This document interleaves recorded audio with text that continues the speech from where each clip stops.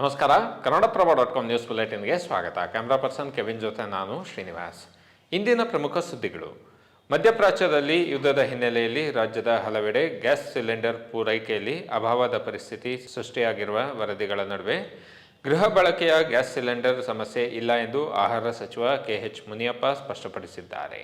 ನಗರದ ಆಹಾರ ಭವನದಲ್ಲಿ ಐಒಸಿ, ಬಿಪಿಸಿ, ಎಚ್ಪಿಸಿ, ಜಿಎಐಎಲ್ ಸಂಸ್ಥೆಗಳ ಅಧಿಕಾರಿಗಳೊಂದಿಗೆ ಸಭೆ ನಡೆಸಿದ ಬಳಿಕ ಮಾತನಾಡಿದ ಸಚಿವರು, ಆತಂಕಪಟ್ಟು ಗ್ರಾಹಕರು ಹೆಚ್ಚು ಸಿಲಿಂಡರ್ ಬುಕ್ ಮಾಡಬಾರದು. ಕೇಂದ್ರ ಸರ್ಕಾರದ ಸೂಚನೆಯಂತೆ ಒಂದು ಕುಟುಂಬದ ಬಳಕೆಗೆ ತಿಂಗಳಿಗೆ 1 ಸಿಲಿಂಡರ್ ನೀಡಲಾಗುತ್ತದೆ. ಇಂತಹ ಕಠಿಣ ಪರಿಸ್ಥಿತಿಯಲ್ಲಿ ಸರ್ಕಾರ ಮತ್ತು ಆಯಿಲ್ ಕಂಪನಿಗಳ ಜೊತೆ ಸಹಕರಿಸಬೇಕು ಎಂದು ಸಾರ್ವಜನಿಕರಲ್ಲಿ ಮನವಿ ಮಾಡುತ್ತೇನೆ ಎಂದು ಹೇಳಿದ್ದಾರೆ. ಹಳ್ಳಿಗಳಲ್ಲಾಗಲಿ ನಗರದಲ್ಲಾಗಲಿ ಜನರು ಅಡುಗೆ ಅನಿಲವನ್ನು ಮಿತವಾಗಿ ಅವಶ್ಯಕತೆ ಇದ್ದರೆ ಮಾತ್ರ ಬಳಸಬೇಕು ಎಂದು ಗ್ರಾಹಕರಲ್ಲಿ ಮನವಿ ಮಾಡಿದರು. ಪಶ್ಚಿಮ ಏಷ್ಯಾದಲ್ಲಿ ಹೆಚ್ಚುತ್ತಿರುವ ಸಂಘರ್ಷದಿಂದಾಗಿ ಅನಿಲ ಪೂರೈಕೆಯಲ್ಲಿ ಅಡಚಣೆ ಉಂಟಾಗಬಹುದೆಂಬ ಆತಂಕದ ನಡುವೆ ಗೃಹ ಬಳಕೆ ಎಲ್ಪಿಜಿಯಲ್ಲೂ ಕೊರತೆ ಉಂಟಾಗಿದೆ. ಹಲವು ಗ್ರಾಹಕರು ಬುಕಿಂಗ್ಗೆ ಯತ್ನಿಸಿದ್ದು, ಈ ವೇಳೆ ಬುಕಿಂಗ್ ನಂಬರ್ ಸ್ವಿಚ್ ಆಫ್ ಎಂದು ಬಂದಿದ್ದು ಗ್ರಾಹಕರು ತೀವ್ರ ಆತಂಕಗೊಂಡಿದ್ದಾರೆ. ಅಂಗನವಾಡಿ ಕೇಂದ್ರಗಳಲ್ಲಿ ಯಾವುದೇ ಹುದ್ದೆ ಖಾಲಿಯಾದ 90 ದಿನಗಳ ಒಳಗಾಗಿ ಭರ್ತಿ ಮಾಡಬೇಕು ಎಂದು ಜಿಲ್ಲಾ ಅಧಿಕಾರಿಗಳು ಮತ್ತು ಜಿಲ್ಲಾ ಪಂಚಾಯತ್ನ ಮುಖ್ಯ ಕಾರ್ಯನಿರ್ವಹಣಾಧಿಕಾರಿಗಳಿಗೆ ಸೂಚಿಸಲಾಗಿದೆ ಎಂದು ಮಹಿಳಾ ಮತ್ತು ಮಕ್ಕಳ ಕಲ್ಯಾಣ ಇಲಾಖೆ ಸಚಿವರಾದ ಲಕ್ಷ್ಮೀ ಹೆಬ್ಬಾಳ್ಕರ್ ವಿಧಾನಸಭೆಯಲ್ಲಿ ತಿಳಿಸಿದ್ದಾರೆ.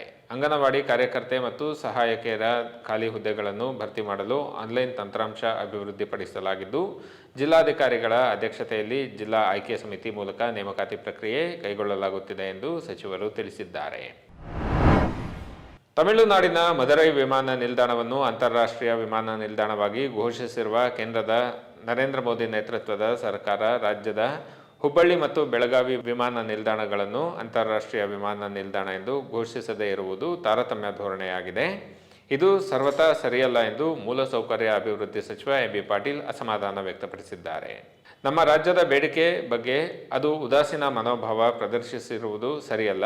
ಹುಬ್ಬಳ್ಳಿ ಮತ್ತು ಬೆಳಗಾವಿ ವಿಮಾನ ನಿಲ್ದಾಣಗಳನ್ನು ಅಂತಾರಾಷ್ಟ್ರೀಯ ಮಟ್ಟಕ್ಕೆ ಏರಿಸಬೇಕು. ಇದರಿಂದ ಉತ್ತರ ಕರ್ನಾಟಕ ಭಾಗಕ್ಕೆ ಅನುಕೂಲ ಆಗುತ್ತದೆ ಎಂದು ಕಳೆದ ವರ್ಷ ಜೂನ್ನಲ್ಲಿ ಕೇಂದ್ರ ವಿಮಾನಯಾನ ಸಚಿವರಾದ ರಾಮ್ ಮೋಹನ್ ನಾಯ್ಡು ಅವರಿಗೆ ಪತ್ರ ಬರೆಯಲಾಗಿತ್ತು. ಆದರೆ ಇದಕ್ಕೆ ಕೇಂದ್ರ ಇದುವರೆಗೂ ಸ್ಪಂದಿಸಿಲ್ಲ ಎಂದು ಸಚಿವರು ಹೇಳಿದ್ದಾರೆ.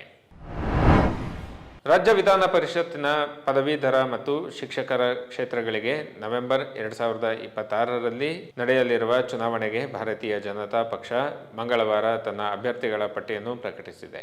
ಒಟ್ಟು 4 ಸ್ಥಾನಗಳ ಪೈಕಿ 1 ಸ್ಥಾನವನ್ನು ಮಿತ್ರಪಕ್ಷ ಜೆಡಿಎಸ್ಗೆ ಬಿಟ್ಟುಕೊಟ್ಟಿದ್ದು, ಇನ್ನು ಉಳಿದ 3 ಈಶಾನ್ಯ ಶಿಕ್ಷಕರ ಕ್ಷೇತ್ರ, ಪೂರ್ವ ಪದವೀಧರ ಕ್ಷೇತ್ರ ಹಾಗೂ ಆಗ್ನೇಯ ಪದವೀಧರ ಕ್ಷೇತ್ರಕ್ಕೆ ಬಿಜೆಪಿ ತನ್ನ ಅಭ್ಯರ್ಥಿಗಳನ್ನು ಪ್ರಕಟಿಸಿದೆ.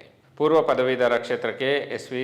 ಸಂಕನೂರ್, ಈಶಾನ್ಯ ಶಿಕ್ಷಕರ ಕ್ಷೇತ್ರಕ್ಕೆ ಸುಶೀಲ್ ನಮೋಶಿ ಹಾಗೂ ಆಗ್ನೇಯ ಪದವೀಧರ ಕ್ಷೇತ್ರಕ್ಕೆ ಕೆ.ಎಂ. ಸುರೇಶ್ ಅವರಿಗೆ ಟಿಕೆಟ್ ನೀಡಲಾಗಿದೆ. ಪಶ್ಚಿಮ ಪದವೀಧರರ ಕ್ಷೇತ್ರದ ಚುನಾವಣೆಗೆ ಸ್ಪರ್ಧಿಸಲು ಟಿಕೆಟ್ ನೀಡದ ಕಾರಣ ಅಸಮಾಧಾನಗೊಂಡಿರುವ ಲಿಂಗರಾಜ ಪಾಟೀಲ್ ಬಿಜೆಪಿ ರಾಜ್ಯ ಶಿಸ್ತು ಸಮಿತಿ ಅಧ್ಯಕ್ಷ ಸ್ಥಾನಕ್ಕೆ ರಾಜೀನಾಮೆ ನೀಡಿದ್ದಾರೆ. ಇಸ್ರೇಲ್-ಇರಾನ್ ಯುದ್ಧದ ಪರಿಸ್ಥಿತಿಯಿಂದ ಇಂಧನ ಬೆಲೆ ಏರಿಕೆಯಾಗಬಹುದು ಎಂಬ ಭಯದಿಂದ ವ್ಯಕ್ತಿಯೋರ್ವ ಅಕ್ರಮವಾಗಿ ಸಂಗ್ರಹಿಸಿದ್ದ 4,000 ಲೀಟರ್ಗಿಂತಲೂ ಅಧಿಕ ಡೀಸೆಲ್ ಅನ್ನು ಬೆಳ್ತಂಗಡಿಯಲ್ಲಿ ಪೊಲೀಸರು ದಾಳಿ ನಡೆಸಿ ವಶಪಡಿಸಿಕೊಂಡಿದ್ದಾರೆ. ನಿಖರ ಮಾಹಿತಿಯ ಆಧಾರದಲ್ಲಿ ಬೆಳ್ತಂಗಡಿ ಉಪವಿಭಾಗದ ಡಿವೈಎಸ್ಪಿ ರೋಹಿಣಿ ಸಿಕೆ ಅವರು ಮಾರ್ಚ್ 9ರ ರಾತ್ರಿ ಕಣಿಯೂರು ಗ್ರಾಮದ ಮೂಡಲ್ತಿಯಾರ್ನಲ್ಲಿ ದಾಳಿ ನಡೆಸಿದರು. ಜಗದೀಶ್ ಅವರ ನಿವಾಸದ ಸಮೀಪ ಒಂದು ಶೆಡ್ ಅನ್ನು ಪೊಲೀಸರು ಪರಿಶೀಲಿಸಿದಾಗ ಡ್ರಮ್ಗಳು ಮತ್ತು ಕ್ಯಾನ್ಗಳಲ್ಲಿ ದೊಡ್ಡ ಪ್ರಮಾಣದಲ್ಲಿ ಡೀಸೆಲ್ ಅಕ್ರಮವಾಗಿ ಸಂಗ್ರಹಿಸಿರುವುದು ಪತ್ತೆಯಾಗಿದೆ. ಇವು ಇಂದಿನ ಪ್ರಮುಖ ಸುದ್ದಿಗಳು. ವಿವರವಾದ ಸುದ್ದಿಗಳಿಗಾಗಿ ಕನ್ನಡಪ್ರಭ.com ನೋಡಿ. ನಮಸ್ಕಾರ.